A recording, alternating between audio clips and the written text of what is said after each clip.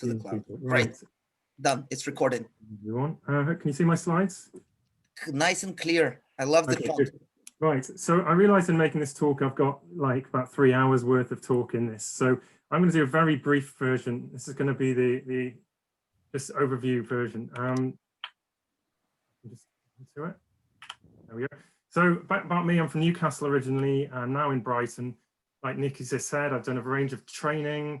It all started in psychology with me, though, with the Myers-Briggs. I was emptying out my brother's stuff out of a cupboard at my parents' house, came across an Introduction to Type book, sat down and read it until I lost the feeling in my legs. And by the time I got up, I'd realized that my type was INTJ, and it explained a lot about why I was a bit weird and a bit odd. And I was a bit of the odd one out in my family. I wasn't thinking and seeing the world in the same way as most other people I'd ever met. And this actually explained that. And I realized there was other people a bit like me too. Although, of course, we're all unique individuals as well as being types. And that's important to realize. But I went on to take it as a speciality, really, personality more broadly, because I wanted to understand all the perspectives. So I became a board member of the BAPT, it's the British Association for Psychological Type. We organise what I'm told is the best conference in the world for psychological type. That's what the attendees tell me. And we've got another one next year because it's the centenary of Jung's psychological types next year, 2021. Personality parts is beyond the scope of this talk, but it's a multiplicity model of personality, whereas most are unitary self models. This is a multiple self model. It's in progressive research and development, but watch out for that. So Brighton Jungian Psychology Meetup, I also run that. So quick overview, like I think type and trait are just different lenses on the same thing. And we've got to understand some of the background and assumptions. If you can't read everything on these slides in time, just refer back to the recording because I just want to recover them all if possible.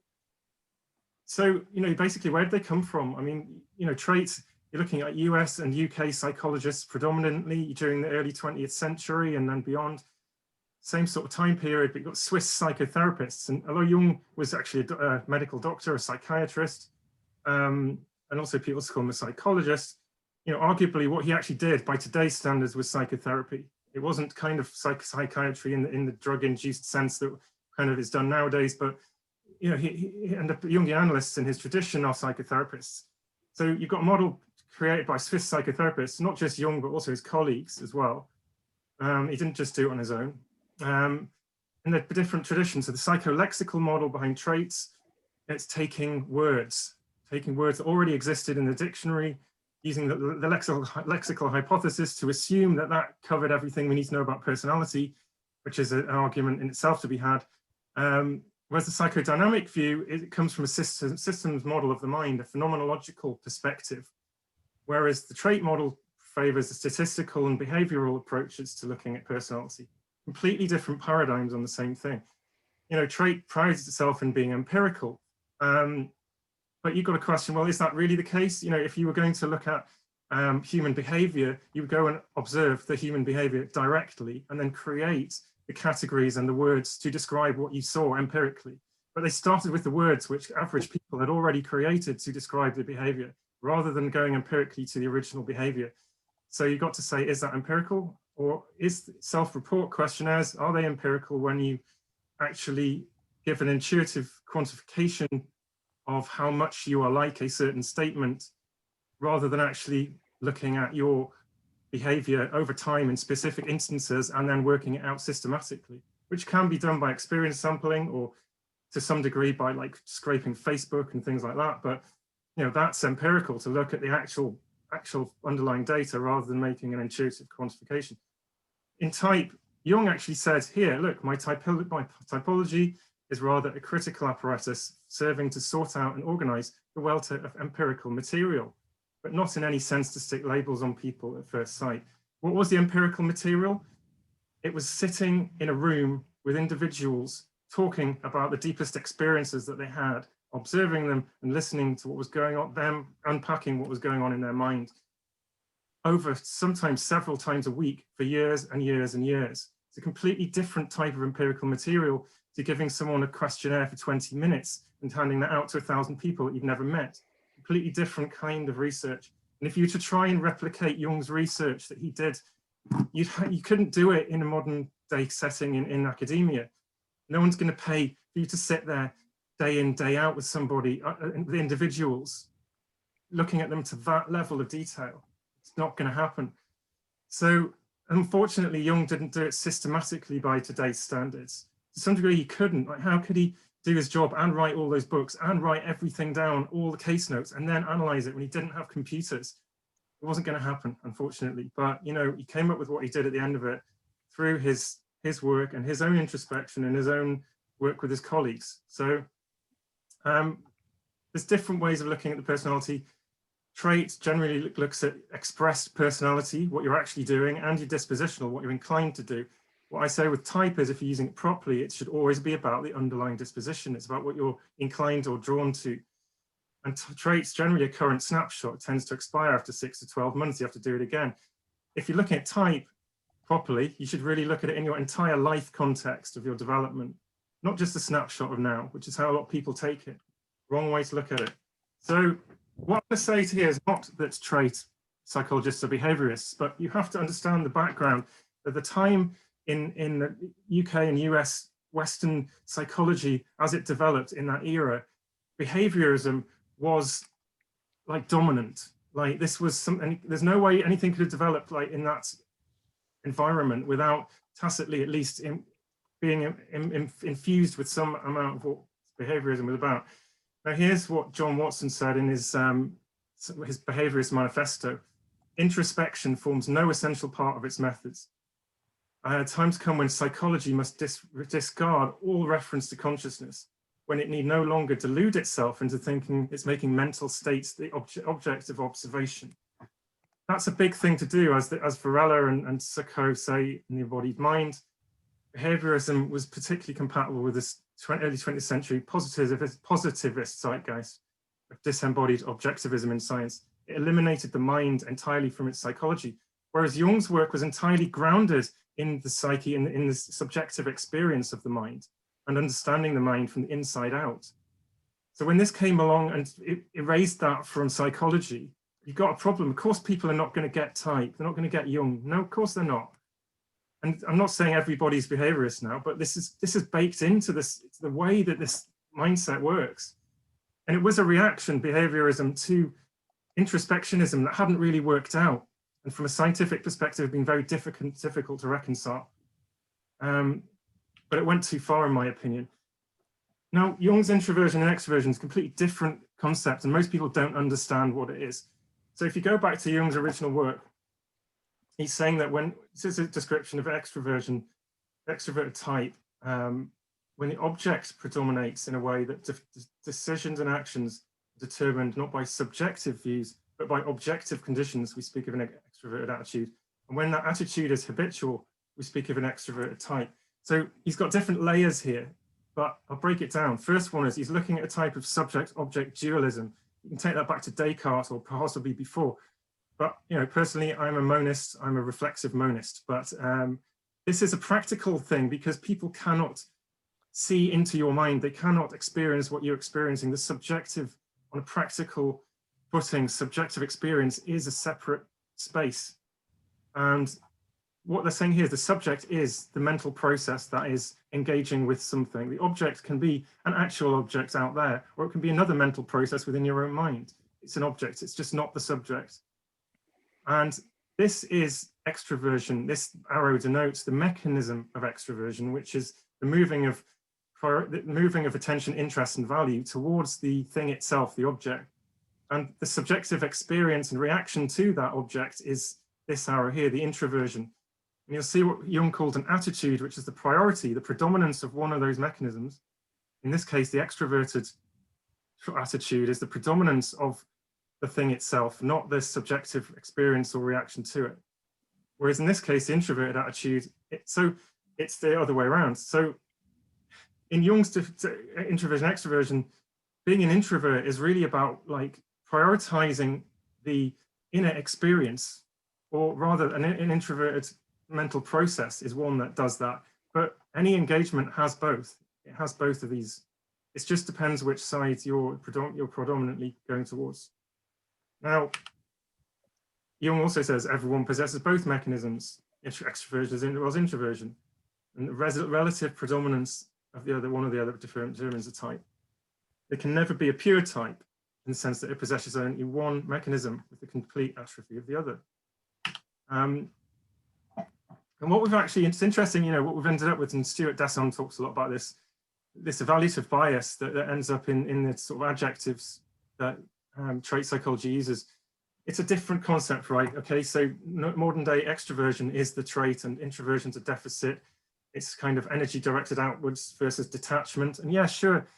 Yeah, when I'm like not paying attention to my wife and I'm introverting and I can't hear what she's saying, yeah, sure, I'm detached from her from an objective point of view, but I'm actually inside, I'm actually trying to work out a unified theory of quantum physics and psychology or something. You know, there's a lot going on inside me at that point. I'm not just detached, I'm not just switched off and like in a vegetative state. No, there's something going on inside me. So extroversion, you know, there's some bias basically in the sort of ways that they describe extroversion and introversion, you know, and I think this comes back to what we're saying about behaviorism. Behaviorism, like it took objectivism as the standpoint. It dismissed the internal experience. Well, by Jung's definition of introversion, it's dismissing the internal experience as being valid. And so what's psycholexical traits did, they've got thousands of trait adjectives. They took words that described what people are like, and then they basically factor analyzed them by looking at what's called the interpersonal covariance structure. That's like how people tend to rate themselves similarly on different traits. And if they track it, when one's up, the other one's up, the other one's down, the other one's down. And if they sort of track each other closely enough, then we can say, okay, they were effectively part of the same thing, and we make a factor, we create something.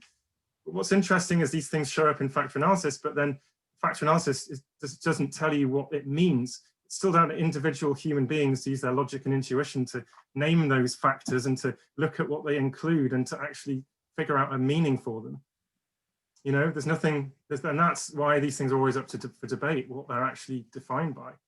But what these actually are, if you think about words, words are actually abstract qualities that human beings have created to extract certain aspects of what they've experienced or witnessed about the world. And then what we're doing is using statistics to then further abstract meaning from those abstract qualities. So you're getting further levels of abstraction up this chain. The arrows are actually in the wrong way if you think about it, because the fine detail, the reality of it is at the bottom, and the abstractions go higher and higher and higher. So they've got two different meta traits, which they kind of stopped at. So there's no general factor of personality. There's nothing over the top of it. But this is how it's all been done. It's like, it's been worked out in this way. And it's essentially, it's like, oh, if these things track each other enough, let's say they're all part of the same thing. Let's just make a new thing and call it that. If you look at texts on the Big Five, for instance, like Handbook of Personality Theory and Research, you know, they're saying here, you know, the Big Five, it's a descriptive taxonomy. So in a simple sense, it's a bit like the symptoms. If you're talking about a medical model, it's like the symptoms. Descriptive taxonomy. It's a classificatory framework. It has its limitations. It's not a complete theory of personality. I mean, it was never intended as a complete theory of personality. But what's missing? Let's quickly look at what we're examining. If you look at the Neo-PI3, we're looking at different things, the different factors that they measure, the different scales. They're all different kinds of thing. It's not even homogeneous. It's not just one kind of thing that we're measuring. You know, on one scale, we're measuring the level of investment in something, another, the preference for it, another, the readiness for something, the approach for something. It's even beliefs, motivations, commitments, capacity. You're looking at, this is all just taken from the descriptions of the actual Neo-PI3 facets. We're measuring all kinds of different things, but if you think about it, like a belief is quite a complex level of constructs for the mind. There's many different things can feed into a belief. You know, your thoughts, feelings, and many other things can all feed into a belief. But whereas with type, it's more looking at orientation and qualitative preference towards fundamental domains of psychological processing. That's the level which type's looking at. There's lots of ways to define traits, but you know, endogenous, coming from inside, basic tendencies give rise to consistent patterns of thoughts, feelings, and actions. Thoughts and feelings are obviously internal experiences. No one can see your thoughts and feelings unless you tell them about them.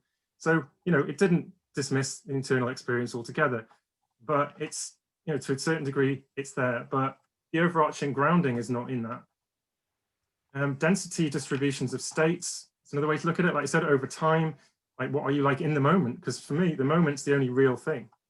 The power of now, the moment is now is the only real thing. Everything in the past is just a narrative. Anything in the future hasn't happened yet. De Jong's describing probabilistic descriptions of relatively stable patterns of emotion. There's lots of things: emotion, motivation, cognition, behavior. There's lots of things involved in traits, but they're probabilistic. So it's just saying you've got a likelihood of being like this or doing this sort of thing. But here's a really key thing, interesting, a secondary meaning from De Jong here. Like he's saying, personality traits also used to describe the typical functioning of the underlying psychological processes responsible for generating the states. So simultaneously, this is one of the confusions, that the term trait and the idea, the concept, is simultaneously used differently by different people to describe the symptom and the cause at the same time. It's just, they use it to describe the expression of what's happening, what you're doing, and the thing that's responsible for making that happen. That's quite circular in my view. So anyways, we've got this trait is also sometimes used to refer to the neurobiological, the physical processes that cause the psychological functioning, which cause the behaviors. De Jong says it's even riskier because if we know relatively little about the psychological causes of traits, we know even less about the biological causes. People even take that back to the genetic component. And he says, again, that's incorrect to look at it that way. Interesting.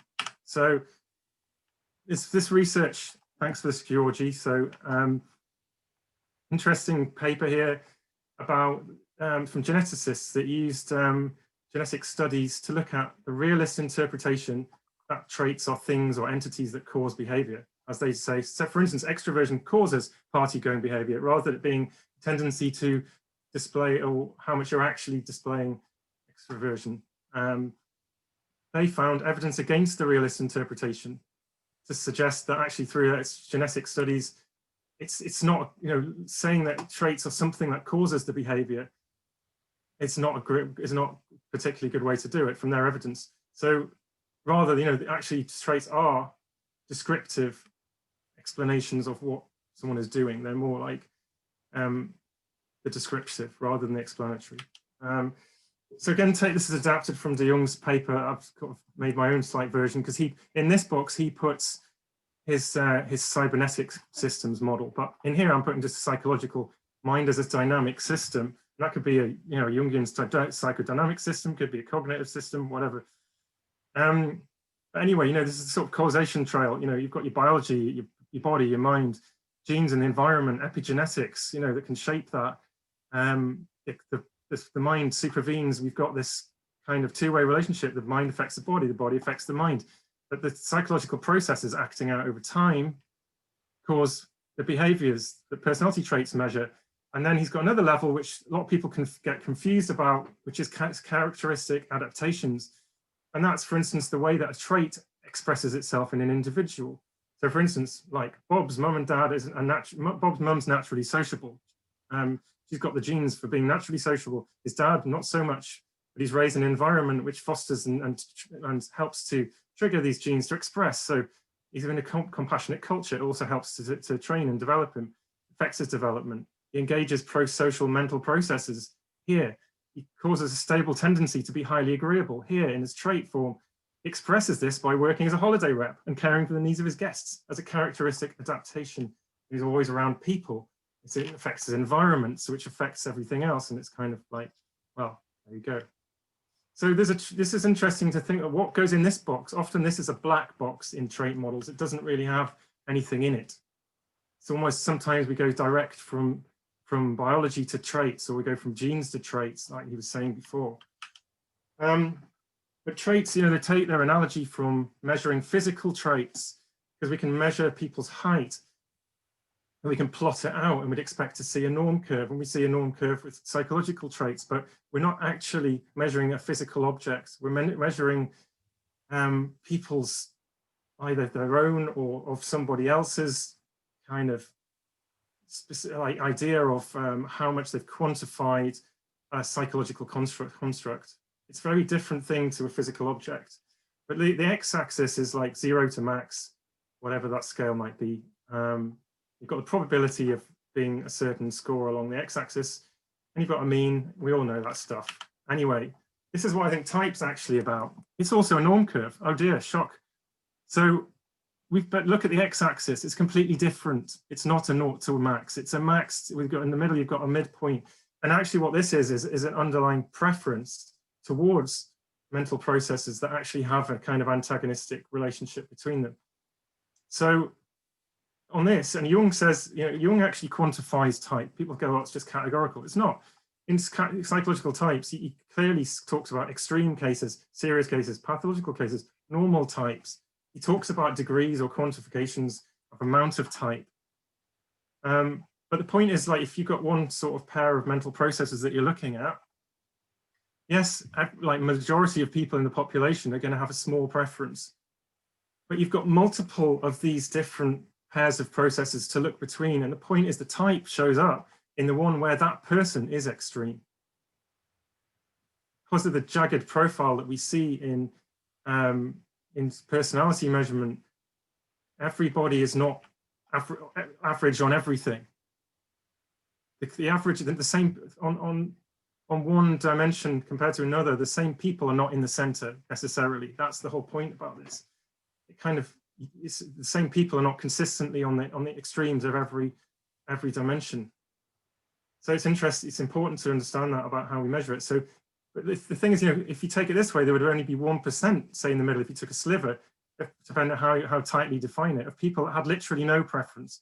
And traditionally, instruments don't quantify it, like MBTI doesn't. It just says type A or type B is everything under this part of the curve. And some people under that part of the curve may have an extreme or a small one. But that's something we work with in the coaching process. And you've actually been trained in type, you know how to help coach people to understand and pick apart what the impact of a small preference or a large preference is. So here's my model of how this actually works in a type sense.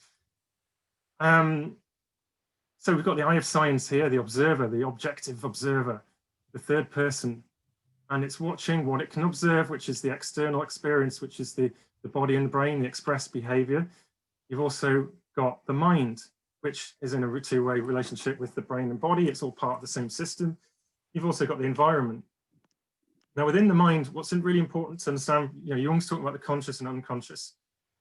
And the unconscious is really where type is. This is where it sits. It's in, and by unconscious, I mean stuff that is not intentional.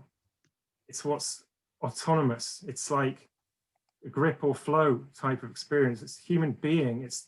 It's wandering internal attention. It's what, if you're doing mindfulness and you observe your mind, you try to watch your breath, and within a minute, your mind's wandered off and gone somewhere and done something all by itself. That's what I'm talking about. And you cannot control that stuff. You just have to observe it and watch it. This is where introspection is so important, because we all have this. And what I say is that, like, the type preference or attitude or polarity sits here. It's a development path driven by intrinsic attentional bias. Internal attention is a thing. It's not been widely researched because it's very difficult to do it, but it's a cognitive concept. And you've also got that so your mind is, you've got intrinsic, over time, especially when you grow up, like you've got these, it's quite often quite strong intrinsic biases pulling you towards certain types of mental processing. And at the same time, you've got intention, you've got the conscious mind, the ego agent, the deliberate, willful control, executive attention.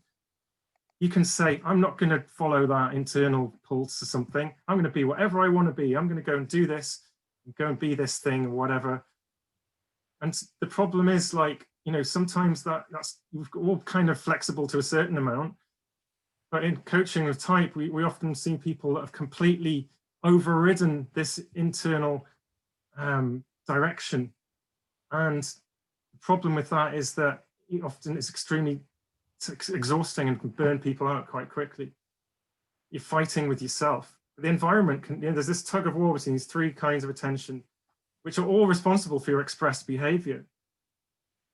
So, you've got this internal pull that's pulling you towards at a certain point. Your mind's trying to do its own thing. You can decide to try and deliberately focus your attention on one thing or another quite chronically over time. At the same point, you've got your internal narrative, your interpreter, your reflexive concept, self-concept, your ego I. This is where self-report comes in. This is the thing that's trying to watch all this stuff that's going on. And actually, when we're asked to self-report, we have to project this internal narrative out as if it was this third person into a pseudo-objectivism, which is a very interesting thing. So we've got this tug of war between three different kinds of attention, which all play into this. And the point is, from the external observer's point of view, you cannot, this is what science is struggling with, because you cannot verify type solely through external observation. So for a kind of objectivist science, that's very difficult to reconcile. You can only truly verify type through an internal introspection of what your natural internal wandering mind is trying to do. And the coaching process of trying to pick that experience apart from what you were making yourself do intentionally and what the environment was making you do to survive, whether that be your parents or your culture or your job or whatever. You see how it's very complex, expressed behavior. No one's ever really, that I've ever seen, has ever actually explained this in this way, broken it down before. But we need to know this to understand what the hell we're talking about. Georgi talked about clusters. He talked about this study. Did you know one of the researchers went on the record? He would actually also said he was an adamant anti-fan of Myers-Briggs. He said originally when they did the studies, the answer came back saying there were 16 distinct clusters. He also is on the record saying that was ridiculous. You need to, they basically changed the algorithm to winnow down the results, and they ended up with 4 types. Now, I'm not just accusing anyone of anything, but I'm saying it's a bit funny that, there's almost a sense of prejudice there, that it was that something that came out from their good intentioned experiment was ridiculous. It was prejudiced as being ridiculous.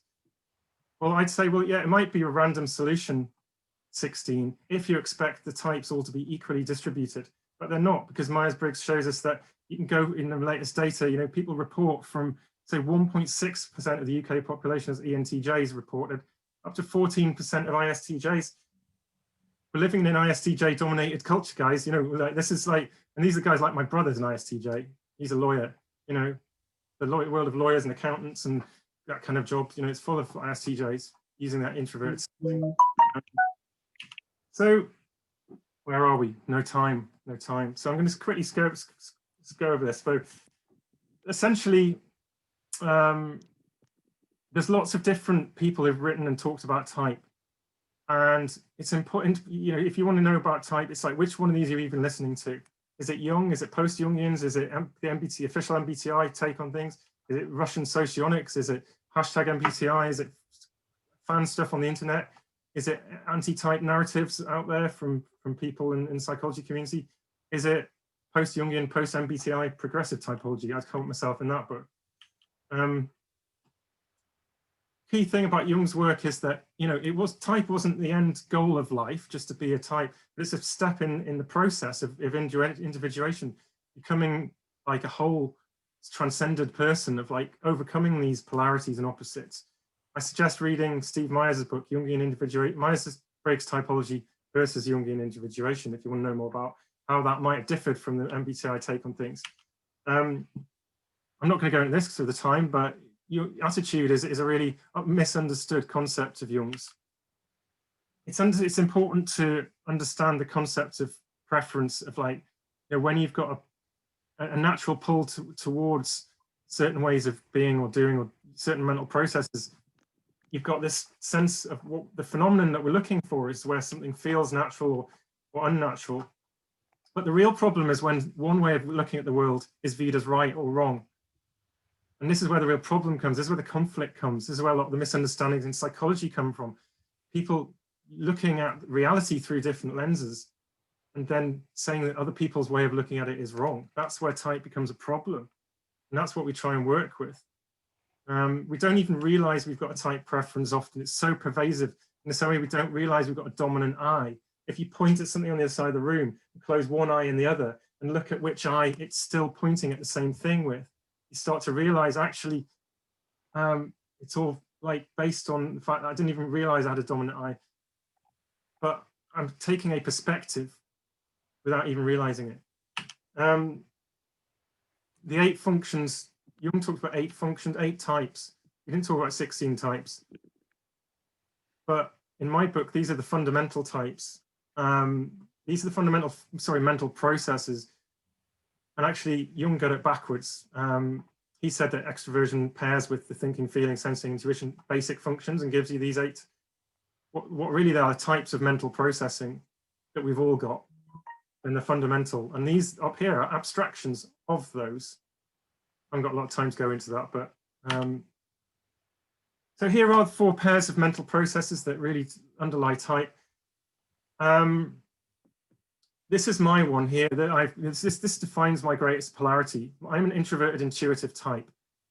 What do I mean by that? It's like the polarity between this complementary system of what I've had to categorize these in terms of, from understanding the meaning of them in terms of more modern psychological definitions of systems that we do actually understand in psychology. But I would take this introverted intuition as implicit memory. As experience for me, that's constantly being drawn back to an experience of sort of insights into holistic knowing, of qualitatively converging the essence of things into something that gives you a bing light bulb moment where suddenly you go, they're all linked in this way. This is the uniting quality that comes from my implicit memory, my entire life's experience of these things and how they are qualitatively.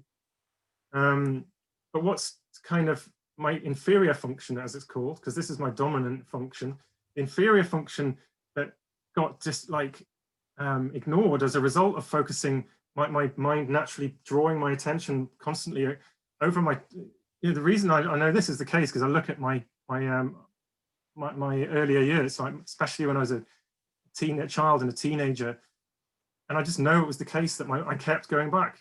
I kept getting drawn back to introverted intuition. I kept getting drawn back, and I trust it and I value it. And it becomes the orientating factor for my consciousness. And the thing that got ignored was extroverted sensing, being in my body, in the physical world. It's just the very simple of all things. I used to bounce down the road on my way to university in the snow, not even aware that I was freezing to death. I had no connection with the physical present. I was all in my head. I was all figuring out the deepest unified theory about everything in an implicit sense. And secondarily, my auxiliary function is extroverted thinking. Secondarily, I'm sort of polarized towards this. My doing, my executive causation, getting things done, pragmatic action.